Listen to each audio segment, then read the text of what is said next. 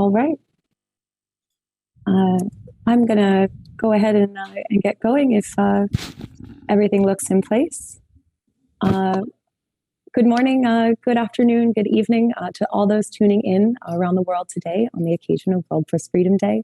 My name is Colette Hefner, and I work for International Media Support in a role that leads research, advocacy efforts, and alliance building, all to support the UN Plan of Action on the safety of journalists and the issue of impunity. As a part of my work at International Media Support, I have the privilege of sitting as a co-facilitator of the International Civil Society Organization on the Safety of Journalists Coalition, whose members kindly shaped and organized this session today with the support of our friends at Unesco. To them, we are very, very grateful. Our Safety of Journalists Coalition is comprised of almost 30 regional and international organizations or journalist associations. Each member has a mandate that promotes the safety of journalists through advocacy, media development, emergency response, or a combination of these actions. On the occasion of World Press Freedom Day today, and notably on the 30-year mark of the conference, this session will explore, compare, and contrast the viewpoints of speakers from across East, West, and Southern Africa, Latin America, and Southeast Asia to share what they believe are the most pressing journalist safety issues in each of their respective contexts. Furthermore, I hope we leave today with an idea of what some of the key actions are that we can ask from the international community to address these challenges, enhance safety and protection of journalists, especially as we look into the next 30 plus years after this Press Freedom Conference in Windhoek. Before I pass the floor to Pansy, just for the sake of logistics, I want to alert all those on the Unesco platform to please pose questions throughout this session. Though I don't believe you'll be able to, give them to us live, I will be able to get them written, and then I'll be standing by to make sure that our moderator, Ms. Pansy Tukula, will be able to ask them to the panelists. So in this case, without further ado, I will pass the floor to Ms. Pansy Tukula, who has held an esteemed career across academia, public and private sectors. Pansy has served as National Director of the Black Lawyers Association, one of the first commissioners of the South Africa Human Rights Commission, a former chairperson of the African Commission on Human and People's Rights, and its special rapporteur on freedom of expression and access to information in Africa. Pansy is presently a member of the United Nations Committee on the Elimination of Racial Discrimination, and you'll be sure to find her in other active roles in this conference and beyond.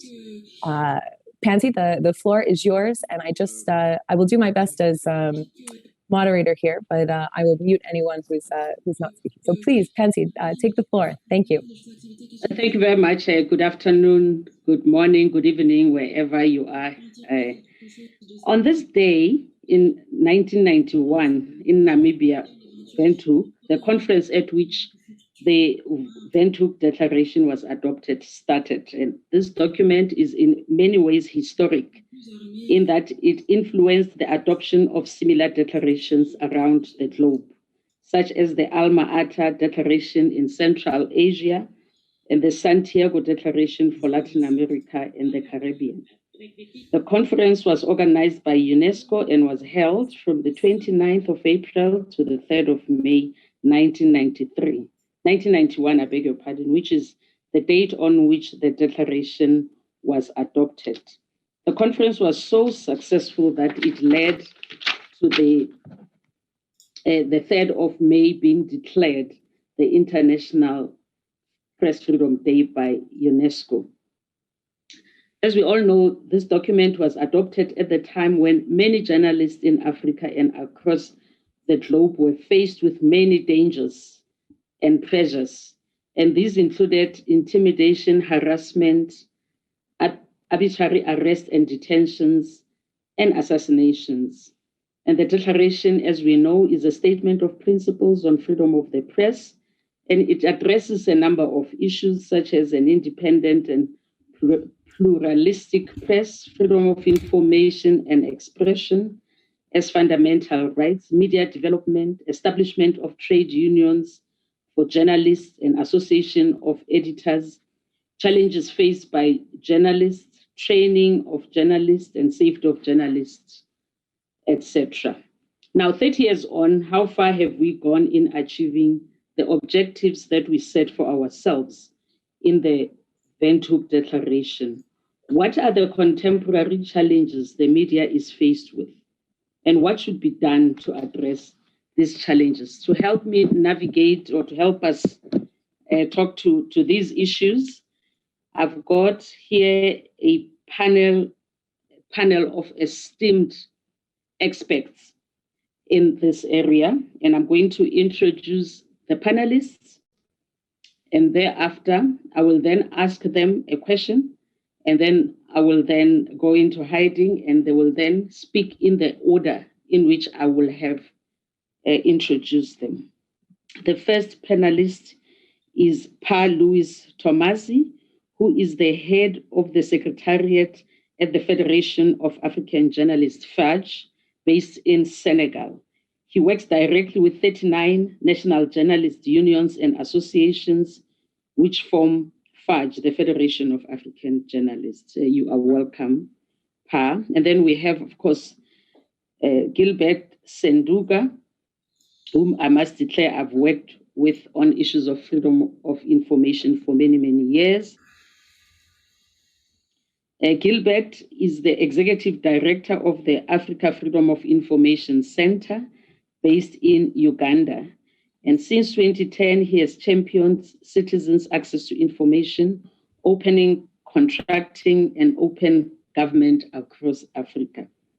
The third speaker is Rais Carrillo Villamizar.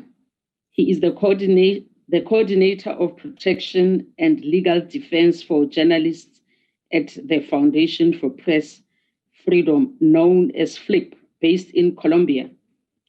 She supervises safety and legal training and leads advocacy and strategic litigation nationwide. The last speaker that we have on the panel is Cortiath Him, who is a research and advocacy manager at the Cambodian Journalist Alliance Association, CABO-JA, based in Cambodia. He has more than 15 years of experience working in different media organizations and development NGOs. Now, thank you very much, esteemed panelists. I have a question for you. Please remember the time that we have given, which is not more than 8 minutes. And the question that each and every one of you has to reflect on is, reflecting on the Windhoek Declaration, how have journalist safety needs and issues evolved, including COVID-19 restrictions or other new and emerging issues that the media are faced with today? I can repeat, reflecting on the Windhoek Declaration, how have journalists' safety needs and issues evolved, including COVID-19 restrictions or other new and emerging issues that media are faced with today? Over to you, Pa Louis Tomasi. You have 7 minutes. Thank you. Thank you very much, Comrade Pansy. And I would like to extend my greetings to my fellow panelists and the ladies and gentlemen of the press across the world who are currently joining us in this forum. Now, let me just, since we do not have much time, let me just dive into the question. And in responding, I would like to first start by asserting that the advocates of press freedom rights who assembled in Windhoek, Namibia from April 29 to the 3rd of May 1991, we are very much cognizant of the fact that the working conditions of journalists and the terrible and horrendous circumstances in which journalists and media workers execute their noble duties have a significant impact on safety, media freedom, and the ability to produce quality information. And journalists working in such conditions are open to bias and disinformation and being bought by powerful interests. But before I go further, let me just state without reservation that the Federation of African Journalists, FAJ, proudly appreciates with the highest honor the tremendous work of the founding fathers of press freedom in Africa, and would like to seize this opportunity to salute the comrades and all those that have made the Windhoek press freedom dream a reality. However, if we are to critically analyze the conditions of work that existed in 1990, and to some extent what we have today in the continent, I think I will not be wrong to say that journalists in the 1990s actually enjoyed a safe haven. Comrade Chairperson, now let me state that a significant number of journalists today in Africa, as has been the case prior to 1991 or prior to the declaration, are still paid beyond the minimum legal wage, while others are owed up to 4 or 6 month salaries in most countries. Now, in addition to that, more than 60% of journalists in Africa work without any form of employment contracts and without any form of social security, health insurance, or social welfare package, and in certain instances are not even provided with the necessary equipment by their media houses to perform their duties. Labor and professional rights and protections are routinely ignored, both by the states with regards to those who work on the state media, as well as media owners. Now, as has been stated by the document itself, journalists prior to 1991 and to date are consistently harassed, intimidated, assaulted, tortured, arrested incommunicado, and jailed under very vague charges. Female journalists in particular face gender discrimination in the workplace.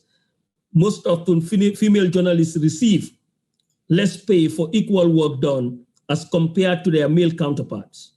Today, more than ever before, female journalists are threatened with sexual assault.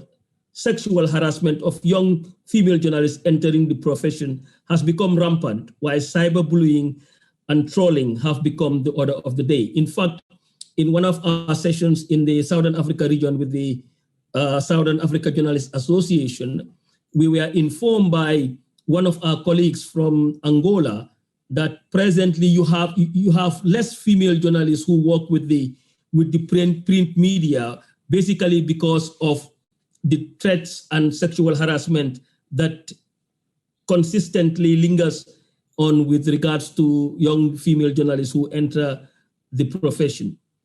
Well, with regards to safety, I would say that it is most unfortunate that journalists are still specifically targeted for murder by the state and its security agents, its cohorts, and those who walk along the corridors of power, who continue to kill journalists with total impunity.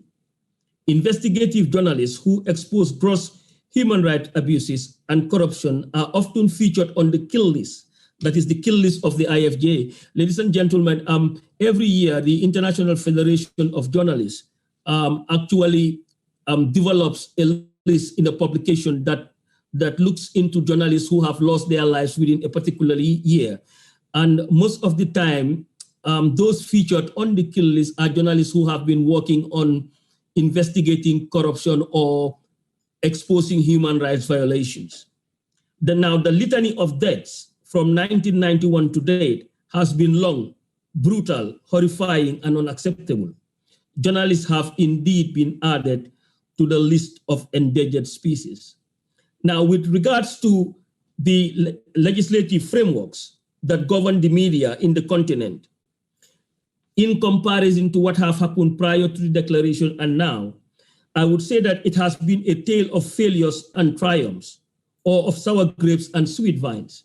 Now we know that a lot of laws or a lot of good legislations have actually come into play in the recent past. Our chairperson has been the former special rapporteur on freedom of expression and access to information in Africa, and we have worked with Pansy with regards to the level of the African Commission, and she has done fantastic work with regards to access to information and the freedom of expression. If we can give or we can reflect back on the issues of the protocol on freedom of expression in Africa.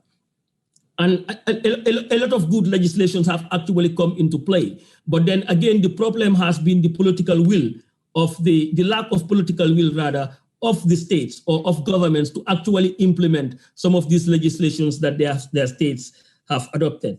Now, in reality, most of our legal regimes are still impregnated with obnoxious legislations and landmines that make it practically impossible for the independent media and journalists to work without engaging in self-censorship. It is sad to note that the same negative legislations that were utilized to suppress dissent during the colonial era are still in existence in some of our statute books.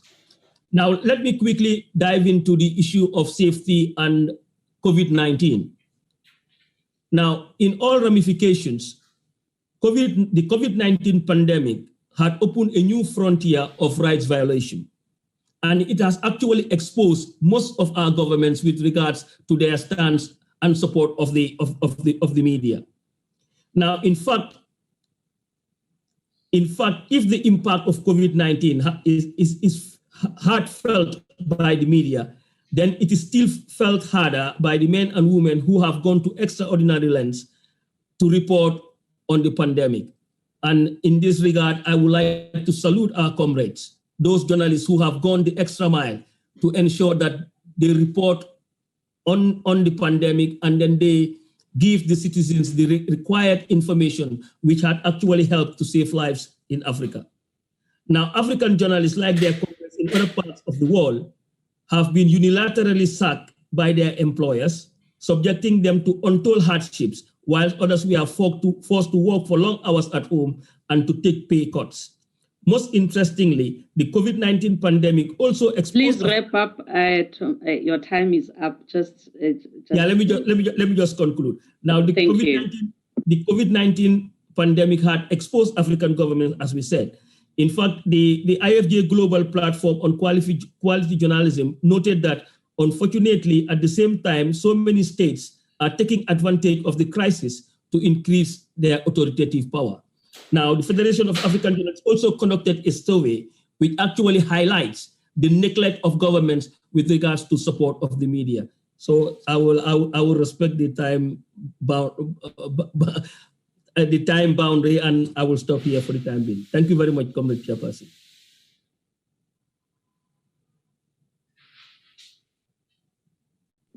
Gilbert.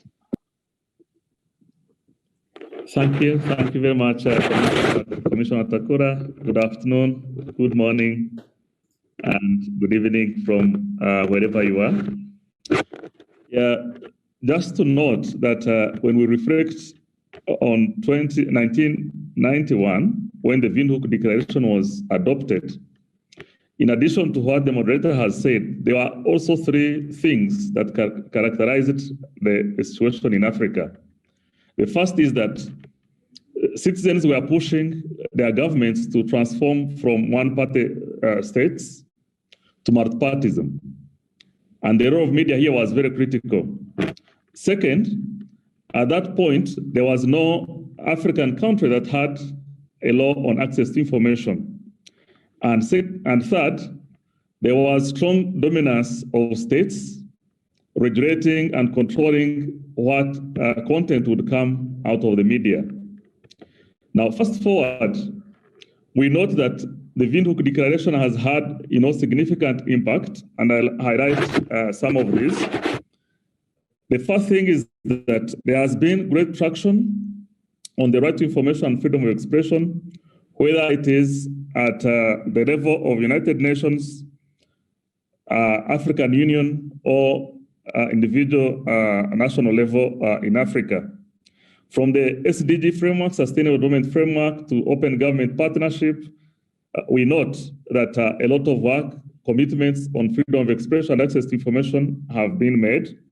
We also note key resolutions and declarations, both at the African Union level, the African Commission on Human and People's Rights, but also at the United Nations level, including creation of international days, for example, the Day against impunity for crimes, crimes against journalists, and then the International Day for Universal Access to Information, which provide a platform or platforms at which issues and concerns are regularly discussed and solutions and commitments mobilized in that regard. We also note that in Africa, 55 national constitutions recognize and guarantee the right to freedom of expression.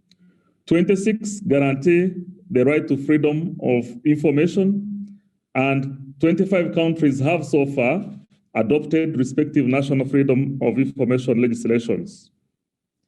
Now, recently, in collaboration with Free Press Unlimited and with support from the European Union, my organization, the Africa Freedom of Information Center, has done a study on the status of SDG 1610-2 in Namibia, where I'm sitting now, Nigeria, Sierra Leone, and Zimbabwe.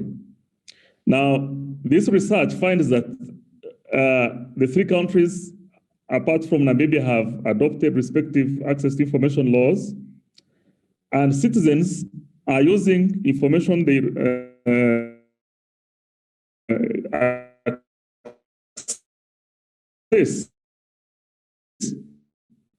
through these laws push for reforms and participate in implementation, but is progress, which is the birth of the Windhoek Declaration. It is disappointing that up to now, the government has not caused the adoption of freedom of information legislation. This study analyzed institutional measures for implementation as well as receiving and responding to information requests. And we see, progress that some of the requests were answered, while others were not. And for countries that have national frameworks, there is a framework through which they can challenge decisions of refusal in court, and court can act, which is not the case, for example, in Namibia and 30 other countries that do not have access to information laws. When it comes to COVID-19, COVID-19 has highlighted the critical importance of access to information in prevention of infections, but also the importance of information in taking care of those who got infected. It has also demonstrated that when there is lack of access to information, the fight against pandemics and epidemics can be long and be difficult. And these costs are not because of lack of funds, but because of the diversion and theft of resources dedicated to fight pandemics.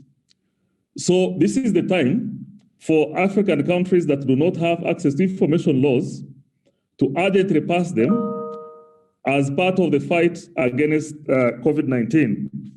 And for those that have them, to implement them.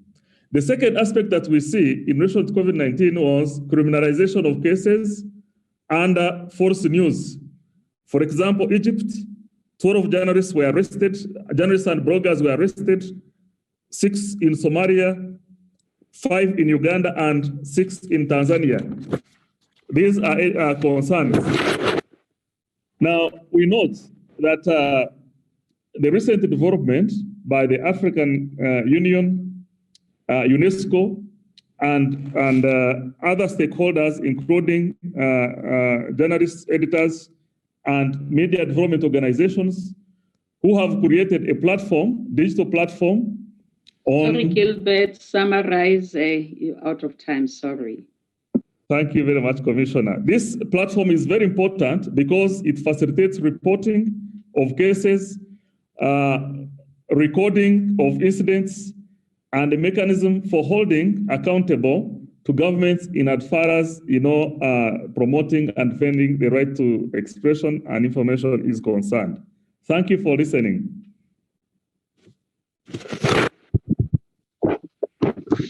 Thank you. Raisa, you have the floor. Thank you.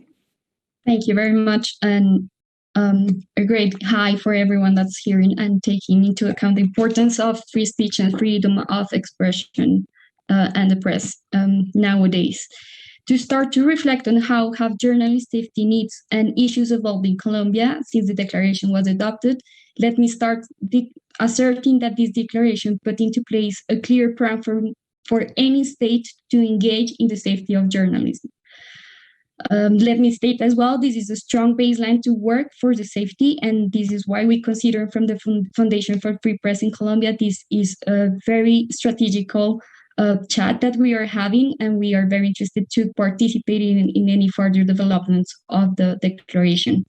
However, in the region, we need and we claim for further commitment from all the states to adopt adequate measures for physical integrity.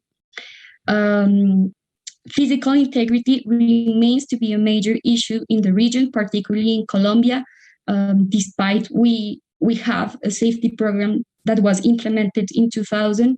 It has proven to be ineffective, and then it needs to be reviewed. In Colombia, the past year, we had 2 journalists that were assassinated, and any kind of forms that you can imagine as physical aggressions are still on stake. Additionally, we have spotted that some urgent needs to develop adequate measures to cope with new risks are focused on online threats, biological and physical risk, and additionally, we are facing an increasing problem of liability, the use of legal tools to harass the press. I would like to just point out some of these problems and how they look like in Colombia and how they are extensive in the region. For instance, the problem of violence in the region is already known widely. The context of the armed conflict in Colombia has created particular threats to the press. Despite we have signed a peace agreement, the data on violent aggressions against the press are still increasing, which is very preoccupying for everyone. Since between 2017 and 2020, we have registered more than 620 threats, 26 displacements, 10 exiles, and we are known as the second more lethal country against the press after Mexico. The data of the last year, in 2020, we have more than 400 attacks against the press and more than 600 journalists that are victims of this.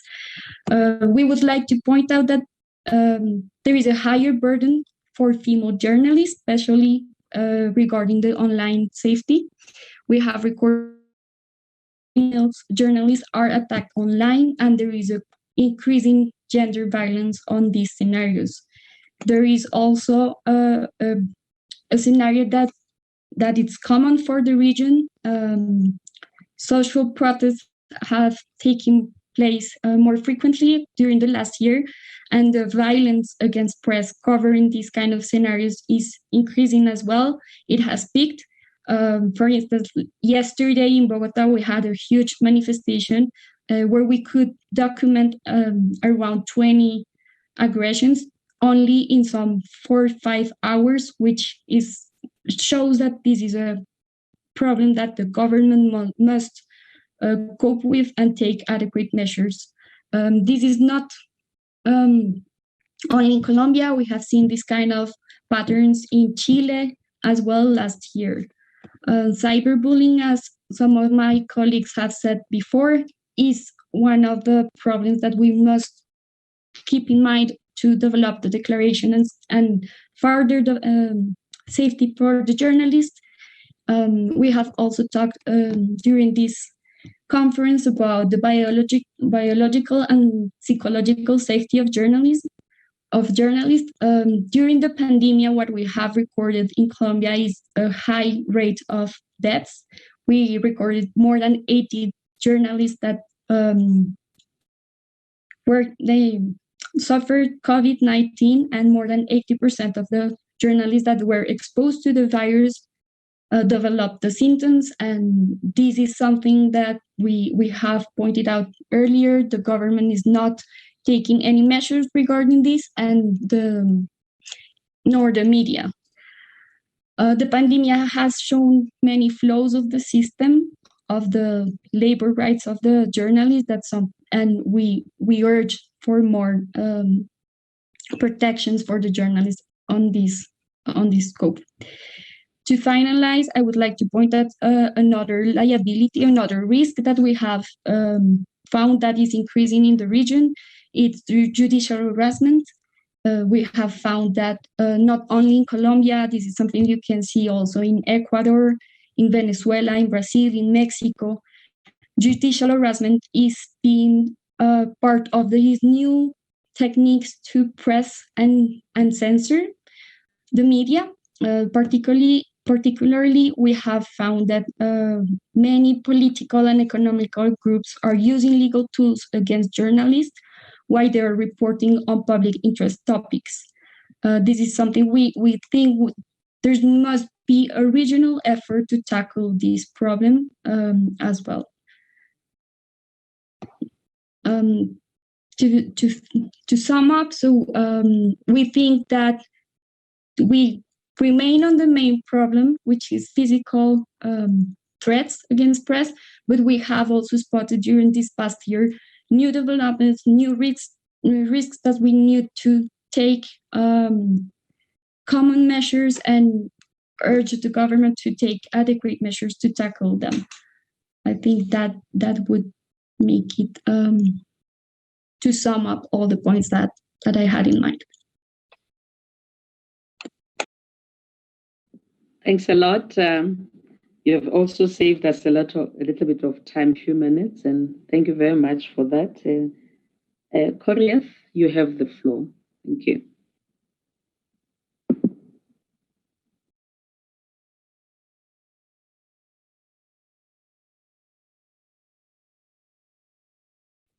I think you're on mute.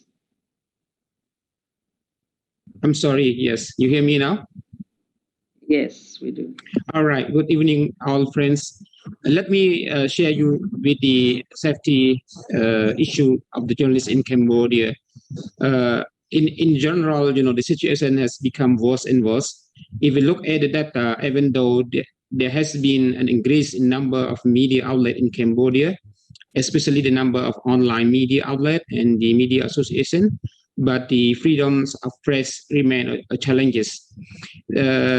Since 2017, the Cambodian government has severely cracked down on the media freedoms. The government harassed independent journalists and has significantly restricted online expression. Discrimination, intimidation, imprisonment, false accusations, harassment, and violence attacks are regularly committed against journalists in Cambodia.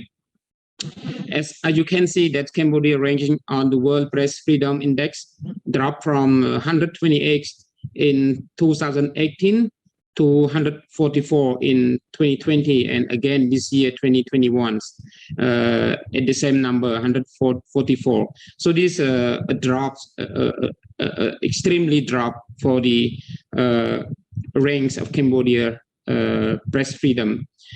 Among many challenges facing Cambodian journalists, the fear of physical violence and legal trouble continue to be a daily part of their jobs.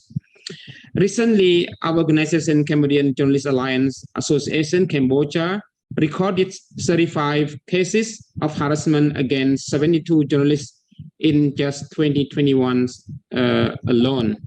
And among those, at least 32 journalists were either attacked and threatened with violence while on duty.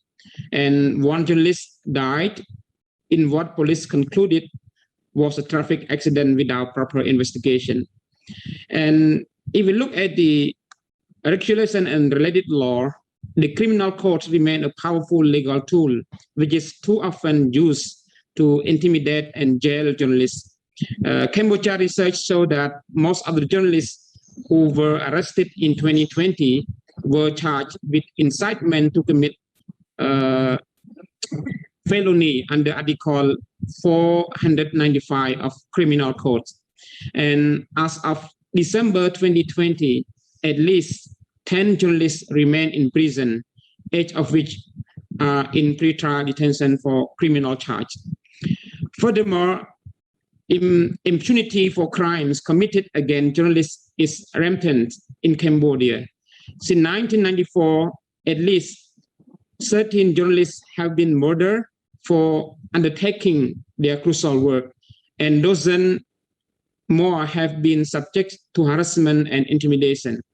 The ongoing intimidation and repression of the media in Cambodia, the impunity with which crimes against journalists are met, nurture a crucial a culture of fear among media in Cambodia. This is instrumental as high chilling effect discourage journalists from reporting on critical issue, reinforces the already pervasive use of self-censorship in Cambodia, and lead to disappearance of critical journalism. As we can see now that a lot of journalists have left the field from their journalisms to move to other jobs, and some of the journalists, just leave the field to do farming, or to just live their simple life. So it's a big concern and a new trend in Cambodia and the region that most of journalists now, they just try their best to escape or leave the job because of this restrictive. And most recently in Cambodia, just on February 2021, the royal government of Cambodia just adopted the sub-decree on the establishment of a national internet gateway, NIG, which set in motion the creation and governance of a national internet gateway. This infrastructure requires all internet communication and internet data traffic circulated within and coming into Cambodia to pass through a gateway. It is a real risk that the NIG could be used to block or omit disseminating opinion online, and even doing so, it's not necessary under international human rights, and a livelihood that could be used to target journalists. Another challenge is that the authorities seem want to control over journalists. For example, the recent requirement, which is just released on February 2021 by the Ministry of Information, that they require all the journalism training must be informed and get permission from the Ministry of Information first. And the latest directive banning journalists from covering police investigation through the whole country, which has restricted the right of journalists to cover news. In recent months, multiple journalists have experienced harassment and been told by authority to stop photographing, recording, and broadcast live during protests and other events in which police were on duty, especially during the COVID-19 pandemics. The self-censorship among members of journalists resulting from law and regulation is also threatening the independent media and the safety of journalists in Cambodia. The survey reports show that over 81% of respondents say that they have experienced self-censorship because of the current political situation in Cambodia. So it is what I could share you the general situation and what is happening now in Cambodia, and not just only in Cambodia, but in the region of Southeast Asia, which is journalist safety is a very sensitive issue, and not just only the practical in the field, but in by law and the court judiciary system also, they try to target the journalists while they are doing their jobs. Thank you. Thank you very much, Koryeth. It is so disheartening that after so many years, it appears that we have not made a lot of progress insofar as the safety of journalists is concerned. But we need to keep on raising these issues, but we also have to take action. So I just want to know from each of our panelists, and thank you very much for that rich input that you have given. I want to know in less than 2 minutes, building on the Windhoek Declaration, what is that one action that the international community can take or should take to enhance the safety and protection of journalists? And I'll give you each one in the order in which I have called you to just tell us that building on the Windhoek Declaration, what is that just one action that you think the international community should take to enhance the safety and protection of journalists? Less than 2 minutes, starting with Pa. Difficult question, but then I would say without thinking twice that what the international community can do to enhance the safety of journalists is to work with governments to ensure or eradicate impunity. Now, one issue that African governments have not really showed much interest in or show a lack of political will in is the issue of the killing of journalists with impunity. Now, the perpetrators in most countries, the perpetrators of these heinous crimes have never been brought to justice. So there is need to end impunity in this continent. There is need to end the killing of journalists in this continent, and the international community can actually help in engaging governments to ensure that impunity is eradicated on the continent. I will stop at that. Yes, thank you very much. What has happened, especially over the past 10 years, is increased adoption of access to information laws, but also mobilization of political will through specific SDG commitments. But looking across Africa, it's now 6 years down the road since the SDG framework was adopted, but still 30 African countries are yet to pass access to information laws. 2, there are many cases and violations against journalists. They are not investigated. Even Unesco requests for information on what is happening on those cases, many times they are not responded to.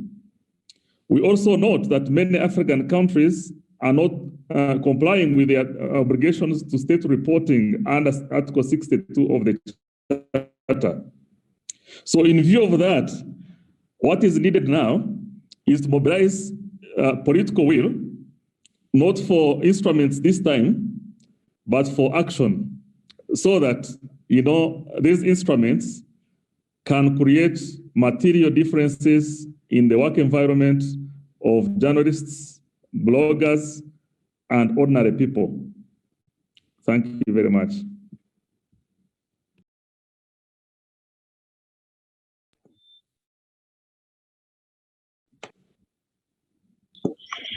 So to respond, just one of the priorities that Flip would like to point out, I think to enhance safety of journalists based on modern challenges, we would prioritize to develop legislation to prevent judicial harassment in the region.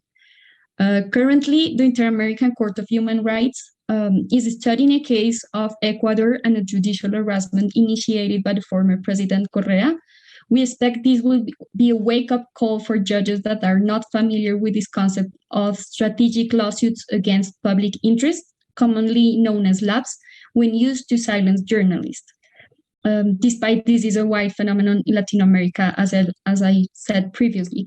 Additionally, this will open a debate in the region. I think the urge here is for social organizations, for civil organizations to take action into legislative initiatives to tackle with this problem. And I think we have information, we have already few analyses on how this is happening, and I think we can benefit a lot from the European experience and the American experience as well. And we consider this should be a priority for governments, for the legislative, for NGOs, because we have identified there is a connection between this liability and physical threats and physical aggressions against journalists. So we think this is a new challenge that has not being tackled, and we need to start some conversations and actions as well.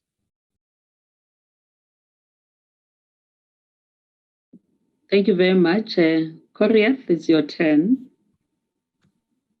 Yeah, I think for me, I think the international community must mobilize and increase, more resources available for those most needy countries, so that they could access to those resources to implement projects and activity.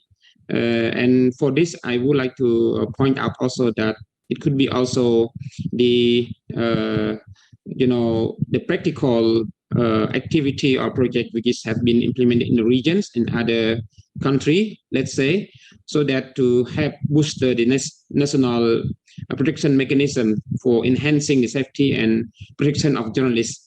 And one more thing is that I think it is also about the training and capacity building support to those potential local media organizations or associations, so that they are capable to provide support to their local journalists and protections.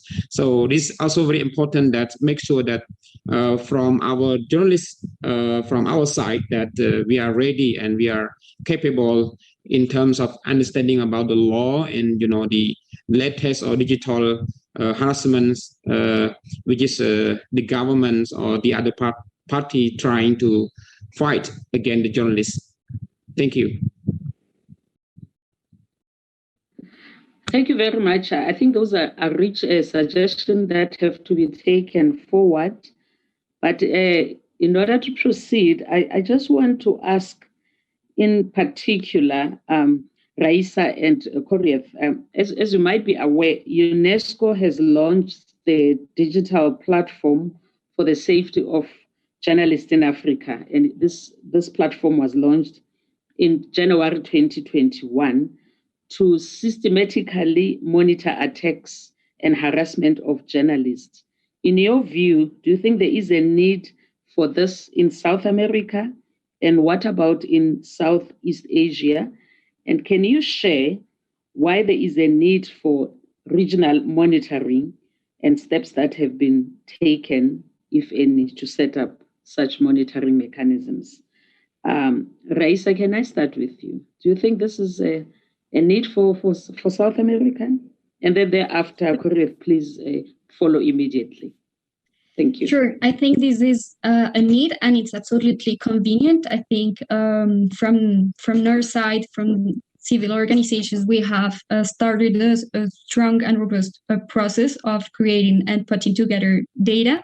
I think the fact that UNESCO starts to create such an initiative for the region would make the governments to provide better information, to structure better data on the attacks against press. This is something we have spotted out as one of the major issues during the monitoring of the Sustainable Development Goal 16.10.1, which refers to the guarantee of civil liberties, and the monitoring of this SDG particularly measures the number of certain attacks against press, such as aggressions, displacements, exiles, of course, homicides. And I think this would push forward transparency from part of the governments, but also we create a little of pressure so they solve most of the impunity factors that we have, particularly in Colombia. I can think of one of them is the problem that we have of articulation between entities that are responsible for this. So you have the National Protection Agency and the Attorney General Office.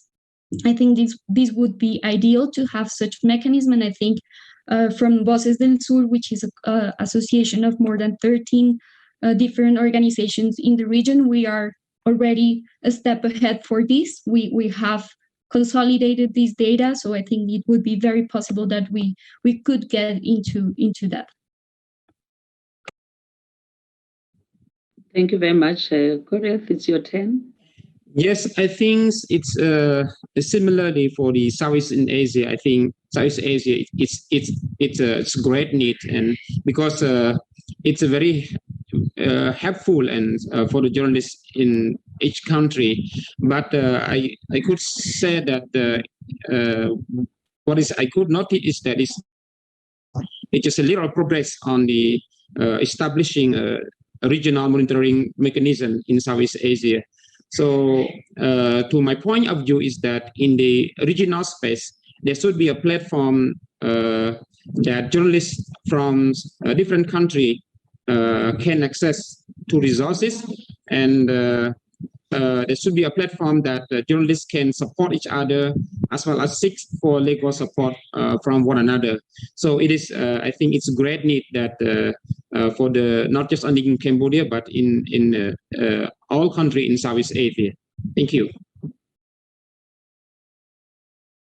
Thank you very much. Can I hand over to Colette? There is a question that you needed to put to Louise. I don't know, is it you who's going to do that, Colette, regarding taxation? Sure, I'd be happy to pose that. But first I will just check that if there are any questions from the audience first. I know the platform can be a little bit confusing, but if I have a moment, I'd love to ask you, Paul Louise, a little bit about the taxation of big tech.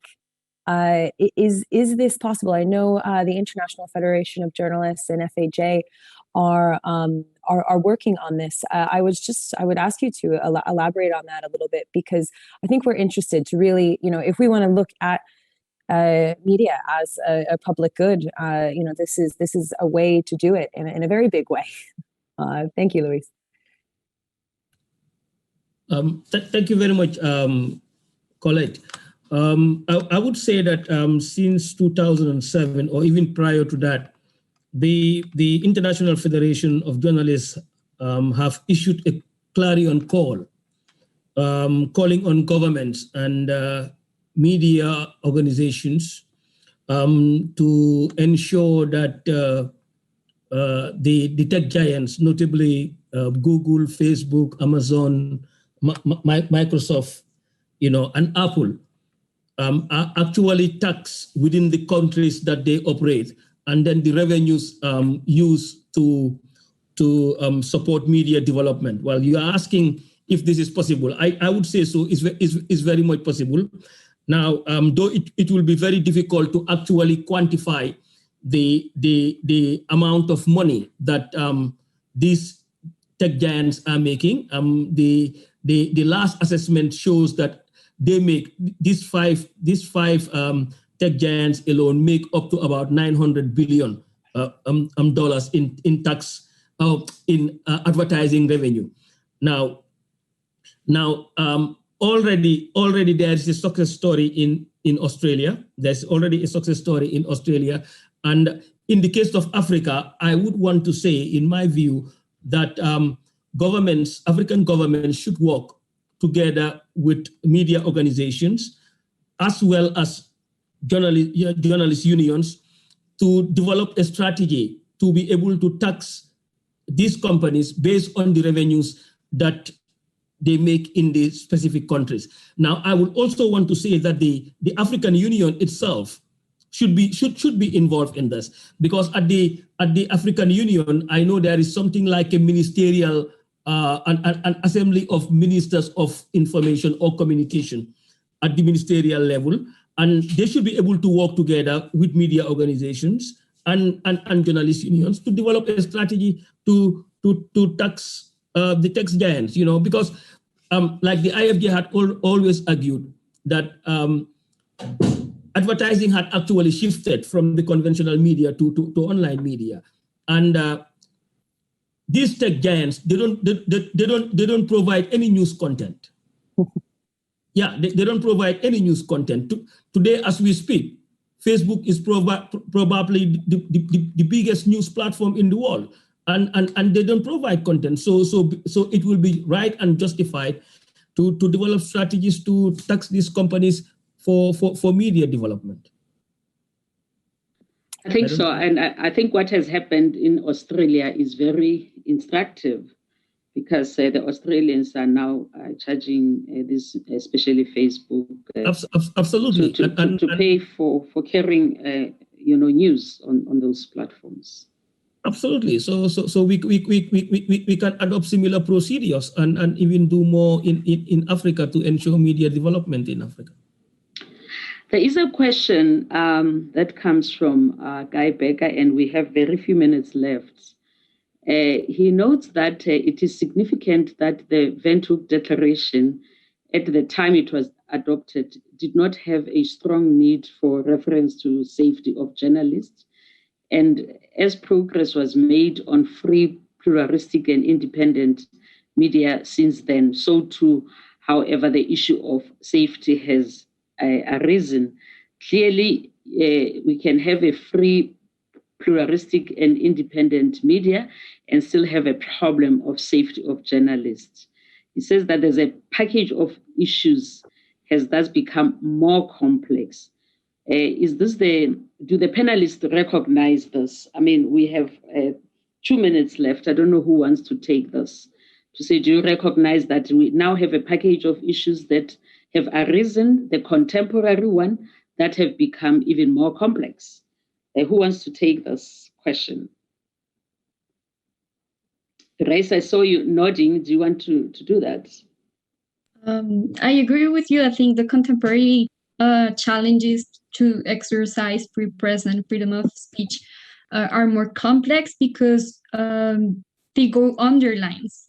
So it's very difficult to tackle them from the root. So you need a lot of understanding beforehand to propose any measure that will really have an effective impact on this regard. I think, for instance, the judicial harassment, you will need some different kind of strategies to train judges on this regard, how this is happening, how it is structured, how it has different shapes and different regions, and possibly different kind of legal reforms. So this puts us in a very difficult challenge to organize us and also to have different strategies and stages where we can have we can do some advocacy for the promotion of free speech and freedom of expression. And I think there is also a burden on media that is not part of this conversation, but I think this is also relevant, how media are also having a broad vision on these different kind of challenges. Yes, I think that the pandemic itself has brought new challenges to issues of media freedom. Most meetings, as we know, are held online. The media, as we know it, traditional media, is suffering because of the pandemic.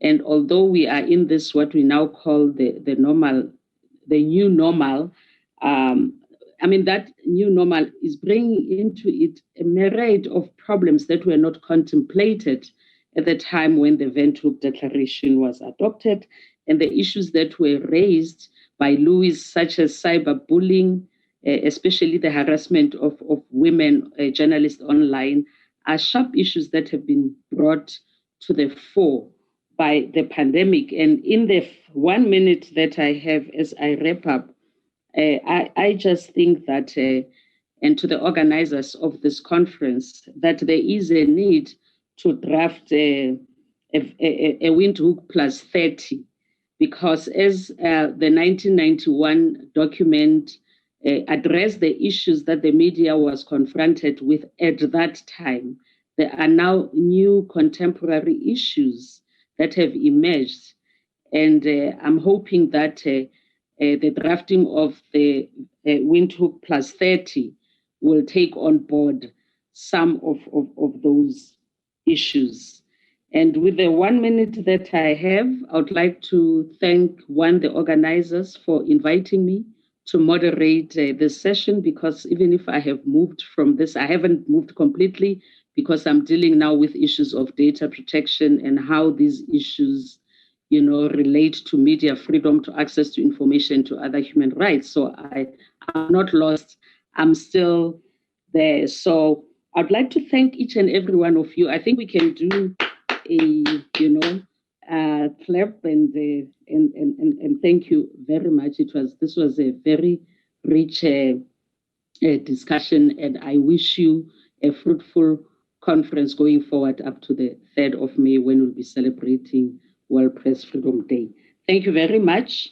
And that's how we come to an end. I don't know if you have to say something. You want to say something? Anyone? Okay, thank you very much. Good night. Thank you. Bye. Bye. Bye.